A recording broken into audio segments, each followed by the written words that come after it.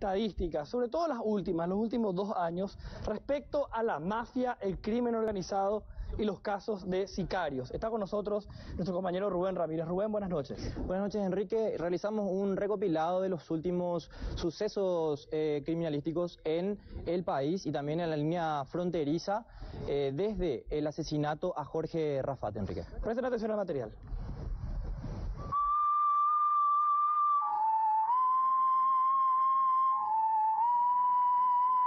La inseguridad de nuestro país no es un cuento para chicos ni una novela de ciencia ficción. Es la cruda realidad que vivimos desde hace décadas. Sin embargo, la escalada de violencia y por consecuencia el nulo esclarecimiento de muchos de estos casos actualmente está al rojo vivo. Disparos, sangre, silencio y muerte. Su crecimiento exponencial era propio de otros lugares. Ahora, el fenómeno está mucho más cerca. Junio de 2016. Durante meses, el empresario Jorge Rafat observaba movimientos extraños en Pedro Juan Caballero. La presencia de camiones blindados y los allanamientos en donde hallaron arsenales de guerra, tanto en Asunción como en la capital de la Mambay, hacían presumir que un ataque se venía planeando. En marzo del año pasado, los guardias de Rafat habían perseguido a los tiros a un camión blindado que buscaba atacar la residencia del empresario. El vehículo finalmente fue abandonado y en su interior se halló una ametralladora con una importante cantidad de proyectiles. A su vez, en Asunción, allanaron una vivienda en donde se encontró todo tipo de municiones, armas y potentes explosivos. Mientras que en Pedro Juan hallaban proyectiles y chalecos antibalas. Los vientos de guerra se tornaban cada vez más intensos.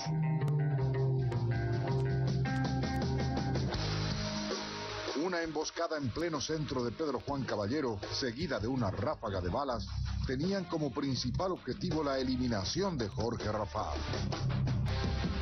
Para el efecto, utilizaron un fusil antiaéreo calibre .50 que perforó sin problema alguno el vehículo blindado de Rafat. En este caso, fue detenido Sergio Lima dos Santos, supuesto integrante del primer comando capital PSC, que había resultado herido tras el tiroteo. Lima dos Santos es el sindicado de haber efectuado los disparos mortales. Julio de 2016. La cárcel de Tacumbú era el epicentro de dos sucesos que sacudieron lo cotidiano. Los internos más peligrosos del penal, entre ellos integrantes del PSC, se amotinaron e incluso tomaron como rehenes a 2 guardiacárceles, quienes fueron heridos durante el motín. Los reclusos manifestaron que no estaban de acuerdo con ciertos controles efectuados por los guardiacárceles. La tensión se apoderó de la prisión por espacio de 4 horas, donde finalmente se logró un acuerdo. La ola de amotinamientos en otras penitenciarías del país se hizo presente y días después hallaban un explosivo en las cercanías del penal de Tacumbú. Por este motivo, autoridades gubernamentales sindicaban a Jarvis Jiménez Pavão como uno de los sospechosos de buscar la desestabilización en las cárceles del país. Ante esta situación, decidieron trasladar a Pavão a la agrupación especializada. Este hecho desembocó en el relevo de Carla Basigalupo como ministra de Justicia y de las principales autoridades penitenciarias. Enero de 2017. El año arrancaba con un hecho violento. Paulo Yaques se encontraba por Asunción, celebrando la llegada de un nuevo año. Estaba acompañado por su novia Milena y su cuñada, transitando por el barrio republicano. De pronto fueron alcanzados por 2 vehículos desde donde abrieron fuego. Yaques buscó huir, pero perdió el control de su camioneta. Cerca de 30 disparos fueron efectuados, acabando así con la vida de Yaques y su novia. La cuñada logró sobrevivir al ataque. El hombre contaba con antecedentes por estafa y violación de la ley de armas, además de ser una persona de extrema confianza de Jarvis Jiménez Pavão. Una semana y media más tarde, detenían a 4 brasileños en Pedro Juan Caballero. Para las autoridades, resultaba claro que Jackson Peixoto Rodríguez, Leandro Lucas de Oliveira dos Santos, Marcos da Silva Oliveira y Peterson Lucas Casenote de Souza tuvieron activa participación en el crimen de Paulo Yaques y su novia. Estas personas pertenecen a otra facción delictiva denominada Bala na Cara, que opera principalmente en Porto Alegre. Peixoto y da Silva eran 2 de los criminales más buscados en el Brasil y ambos se movían en el país con documentos falsos. Además, la justicia paraguaya decidió darles el sobreseimiento en el crimen de Yaques y expulsarlos al Brasil, ya que en el país vecino poseen cargos con la posibilidad de ser condenados a cadena perpetua. Pero en la era de Horacio Cartes también se dieron atentados y secuestros. No solamente fue la presencia de la mafia a través del crimen organizado con el PSC que sentó prácticamente bandera en Paraguay, sino que también hoy hablamos de 7 secuestros activos en total. 7 secuestros activos, decíamos hace rato, 7 muertes por sicarios solamente en el mes de octubre. Una muestra del fracaso de este gobierno ante el crimen organizado.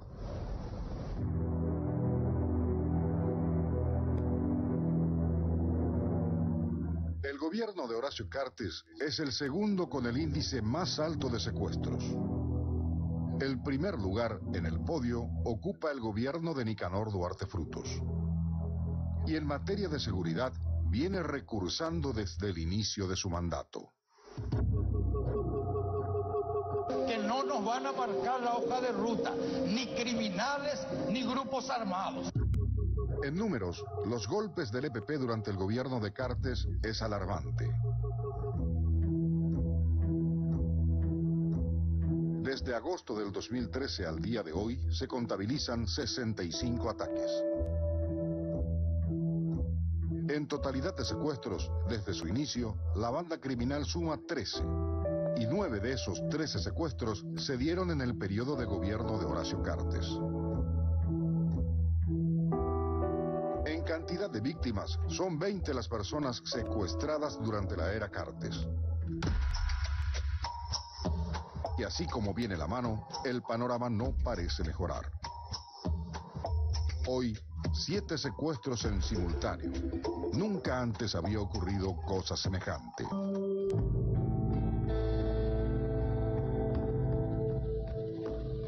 Y si ya empezó a cerrar los ojos, todavía hay más, lastimosamente. Porque otro grupo que ha acrecentado su poderío y fuerza durante el gobierno de Horacio Cartes es el PSC, Primer Comando Capital, banda criminal brasileña. Lograron sitiar 2 ciudades en 2 momentos diferentes y dejando 2 precedentes de película. En junio del 2016, concretaron el asesinato de Jorge Arrafat, considerado por la Policía Federal del Brasil como un narcotraficante de mucho peso. En abril de este año, sería Ciudad del Este la sede en la que se instalaría el grupo criminal para llevar a cabo uno de los mayores robos de la historia del Paraguay, al lograr ingresar a la bóveda de Prosegur y llevarse un botín económico de casi 12 millones de dólares. Lo que hace 3 años había sido un intento fallido por ingresar a la bóveda de Prosegur acá, en este mismo lugar, a través de un túnel subterráneo, hoy ese golpe se concretó. Con un estilo casi cinematográfico, más de 50 criminales fuertemente armados lograron sitiar toda una ciudad. Entre bombas y balaceras de más de 3 horas de duración, lograron llevarse un botín económico sumamente alto, prácticamente sin ningún tipo de resistencia policial. Policía murió a causa del fuego inicial frente a la empresa y 4 civiles resultaron heridos. Además, los asaltantes incendiaron 15 vehículos como una de las formas de tomar el control de la ciudad. Un despliegue de película. Es curioso que durante la administración de Horacio Cartes se hayan desplegado los mejores recursos para la lucha contra el crimen organizado y, sin embargo, sea el gobierno que ha sufrido los peores golpes de bandas criminales que, según él, no le marcarían la hoja de ruta. Y no, todavía el recuento no termina. Cuando se pensaba que solamente el norte del país significaba zona de influencia de estos grupos armados y criminales, dos casos de sicariato sorprenden a Asunción y encienden una alarma que antes no se escuchaba. El primero, ocurrido a inicios de este año en el barrio Republicano, que tuvo como saldo la muerte de una pareja, Pablo Yáquez y Milena Suárez, ambos brasileños, y el más reciente ataque en el barrio Manoná, que también dejó como saldo 2 personas fallecidas, uno de ellos menor de edad.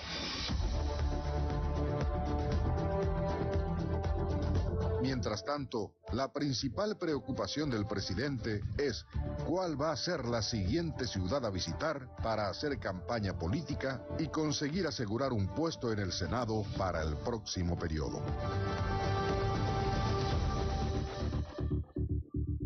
Pero cuando hablamos de presencia de mafias en nuestro país, no solamente hablamos del PCC, no solamente hablamos del narcotráfico, hablamos de mafias de diversas categorías, Enrique, donde inclusive el crimen organizado, inclusive como nos miran desde el exterior, llega a las mafias del cigarrillo. Así es, y vamos a hablar también de esa mafia en particular y recordar una investigación que habíamos hecho con el periodista Mauri Koning, que estuvo con nosotros en AM, una investigación de la red O Globo para la revista Extra, en la que nos contaba lo que era, ¿te acordás?, el Narcosur. En aquella época todavía con Jorge Rafat vivo y el esquema de cómo funcionaba esa mafia en particular y operaba, por supuesto, en Paraguay.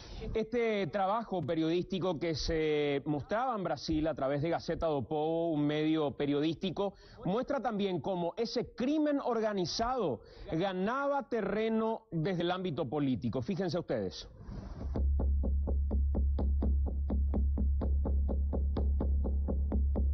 ¿Amerita un juicio político entonces? Pero por supuesto que amerita un juicio político. Él tendría que irse ya. Porque imagínate que en Asunción llega el PCC, asesina.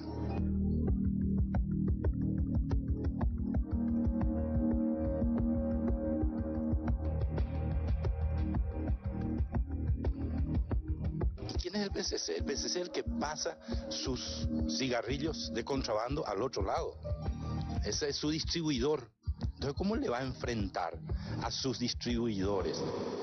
Há 3 décadas, o tráfico de maconha e de cocaína domina os negócios ilegais na fronteira do Brasil com o Paraguai. Nada parecia superá-lo, não até surgir um rival à altura.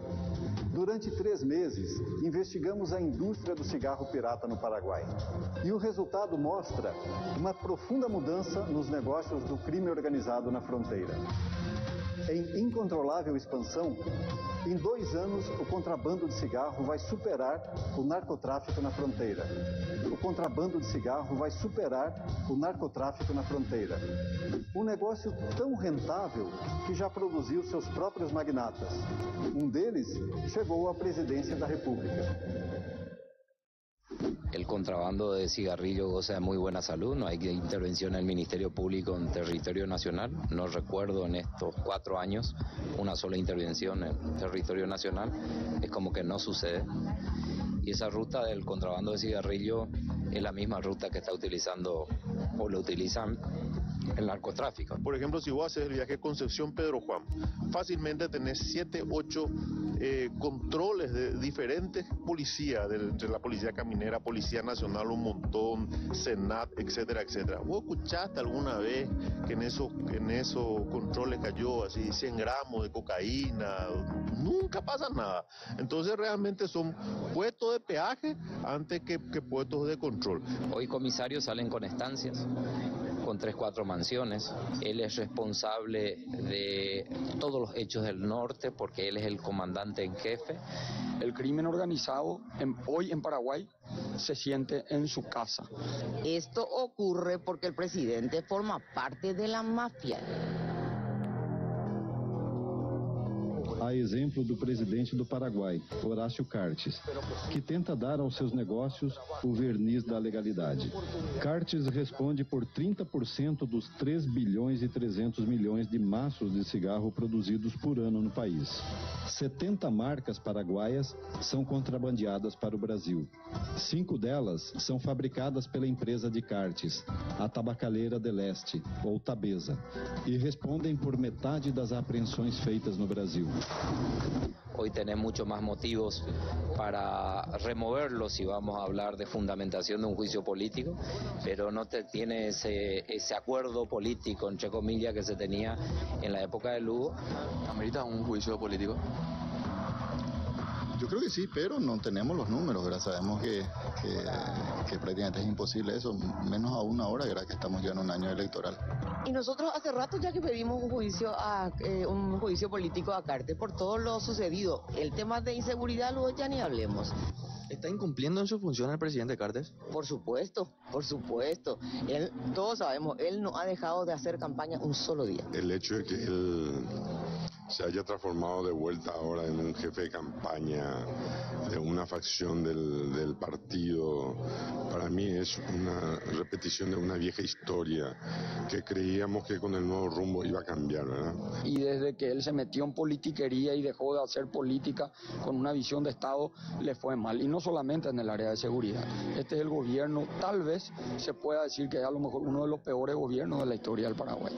Él se dedica exclusivamente a su partido y a su grupo otra vez dentro de ese partido.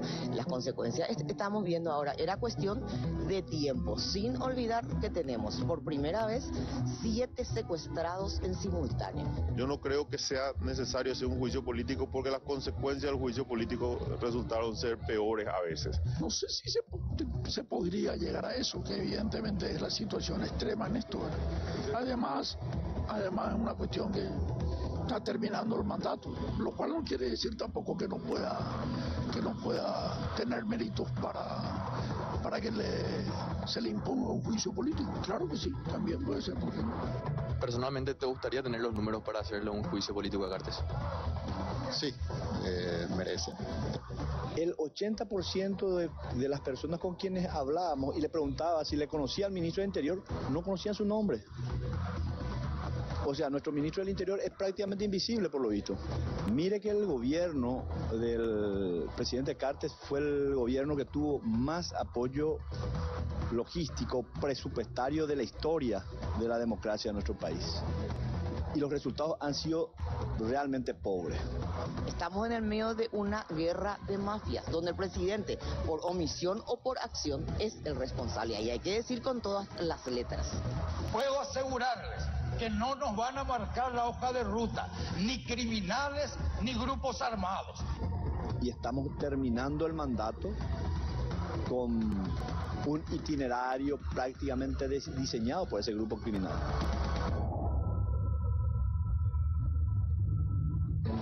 Senadores presentes, obligación levantar la sesión, así que voy a proceder. Se levantó la sesión ordinaria.